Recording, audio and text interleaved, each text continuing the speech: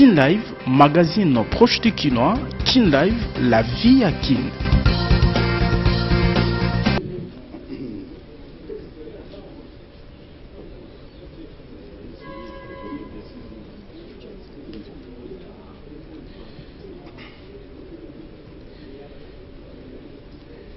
Mesdames et messieurs, chers amis de la presse, je sais que ce point de presse est très attendu par nos concitoyens. Je peux les rassurer d'entrée de jeu que je ne dirai rien qui soit de nature à compromettre l'élan démocratique dans lequel tous nous sommes engagés. Je voudrais ainsi préciser que le processus électoral se poursuit et que nous avons bel et bien entamé le dernier virage vers les élections présidentielles, législatives, nationales et provinciales. Avant de poursuivre mon propos, je tiens à remercier, au nom de la plénière de la CENI, toutes les parties prenantes qui ont contribué à mener le processus électoral de notre pays où nous en sommes aujourd'hui. Nous avons fait un long chemin.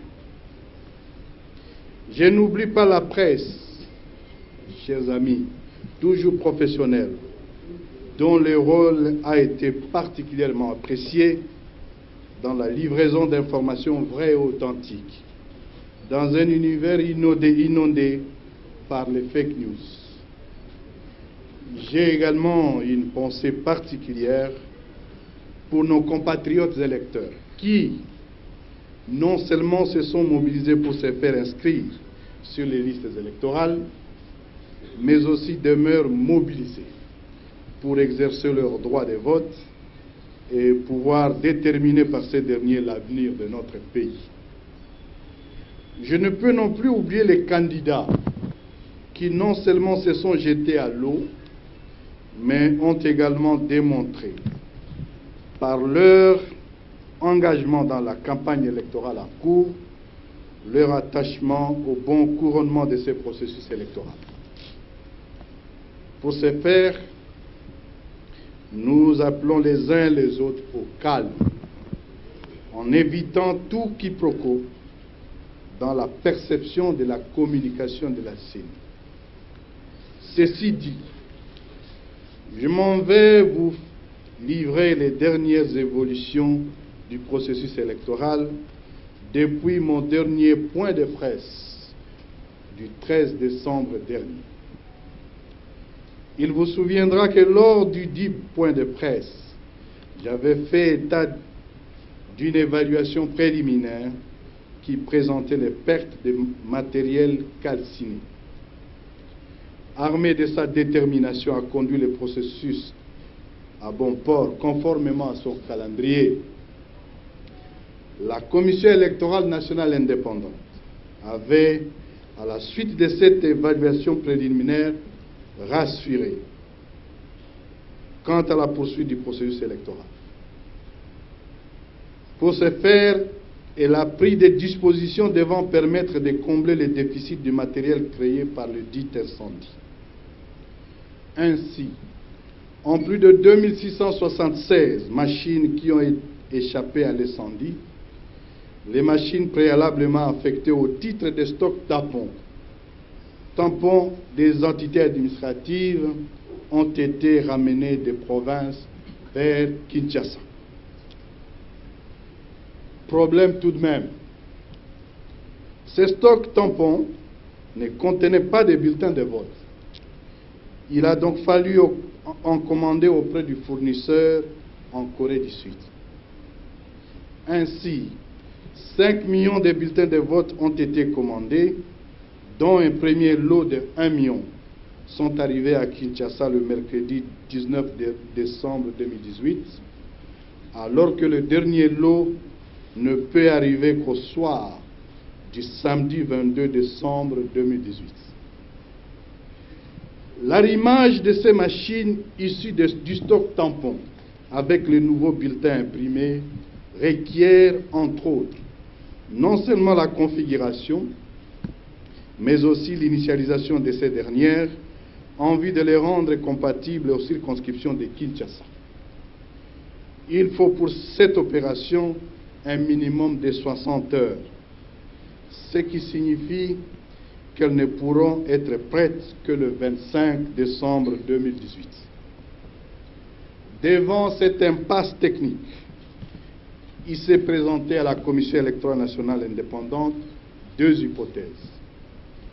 Première hypothèse, organiser les élections dans le reste du territoire national le 23 décembre. Dans ce cas de figure, l'élection à Kinshasa se tiendrait 7 jours après, soit le 30 décembre 2018. Deuxième hypothèse, organiser les élections sur toute l'étendue du territoire national et reporter la date de scrutin prévue le 23 décembre au 30 décembre 2018. À cet effet, la CENI a entrepris des consultations auprès de toutes les parties prenantes, notamment les institutions de la République. Il faut dire que ce matin, une tripartite s'est tenue entre la CENI, le gouvernement et le CENSA. Les responsables des partis politiques, les responsables des confessions religieuses, les représentants de la communauté internationale et spécialement les candidats à l'élection présidentielle qui représentaient à ce titre l'ensemble des candidats. Forte des contributions constructives des parties prenantes et étant donné le fait qu'on ne peut organiser les élections générales directes sans la province de Kinshasa et sans les électeurs quinois, soit 10% de l'électorat national, la deuxième hypothèse de l'inclusion de Kinshasa a prévalu sur celle de son exclusion. L'alinéa 2 de l'article 52 de la loi électorale impose que le vote pour les scrutins directs se tienne le dimanche ou un jour férié.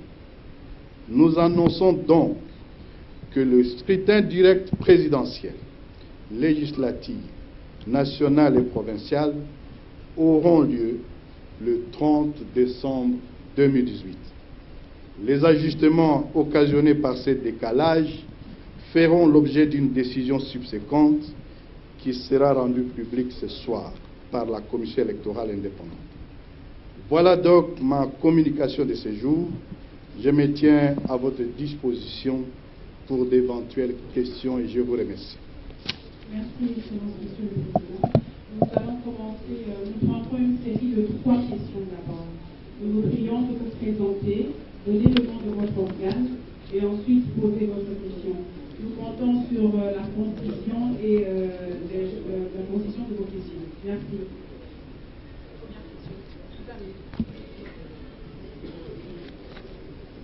De toute façon, il ne devrait pas avoir de questions. L'élection aura lieu le 30 décembre. Dans exactement, au lieu du 23, c'est le 30 décembre, soit 7 jours après. Je vous remercie. Merci, Président, pour la parole. Eric Izaniko, antenne ATV. Président, que répondez-vous à ceux des Congolais qui pensent qu'il aurait fallu peut-être recourir à l'hôtel de Bonnet, qui est basé à Kinshasa, et qui pourrait, selon cette opinion, produire des bulletins qui manquaient par rapport à Kinshasa, qui, nous savons tous, est doté quand même des infrastructures par rapport aux autres plans de la République. Que répondez-vous à ceux des Congolais? Merci. On prend la réponse avant de passer à une prochaine question. Oui, il est un fait que l'hôtel des monnaies, la Banque centrale, a une capacité d'imprimer les bulletins, mais il y a quand même des considérations techniques à prendre en compte. Les bulletins de vote que nous allons utiliser avec les machines à voter sont des bulletins de vote configurés à cet effet, conçus à cet effet. Il était de bonne loi que la commande se fasse auprès de l'imprimeur qui est le fournisseur des équipements. Bien plus, en imprimant en Corée du Sud, ça nous aura pris une semaine pour que nous ayons tous les stocks à Kinshasa. Cette capacité technique à l'intérieur du pays, nous n'en avons pas pour en faire à un temps record comme celui-là.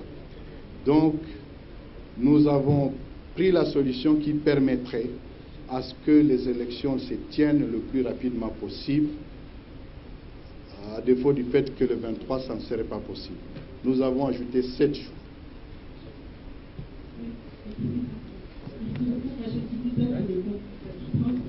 L'élection aura lieu le 30 décembre, la campagne électorale prendra demain. Est-ce qu'il y a une conséquence sur la campagne électorale et quand est-ce que les premiers résultats seront connus si l'élection aura lieu le 30 décembre? Nous, du moins, la campagne électorale ainsi que toutes les autres activités du calendrier vont se faire conformément au calendrier. Seule la date a bougé de 7 jours. La campagne se clôture donc le vendredi 21 décembre, comme prévu dans son calendrier. Quand est-ce que nous allons annoncer les résultats? L'enjeu est que nous annoncions les résultats les plus rapidement possible. Il faut savoir que le vote se tient le 30 décembre et au 30 décembre au soir, immédiatement, seront ouverts 179 centres locaux de compilation pour centraliser, consolider les résultats comptés manuellement au niveau des bureaux de vote. C'est l'ensemble de ces résultats consolidés, mis ensemble, qui nous permettront de donner les premières tendances en donnant les résultats pour les scrutins présidentiels, circonscription par circonscription. Kin Live, magazine proche du Kinois. Kin Live, la vie à Kin.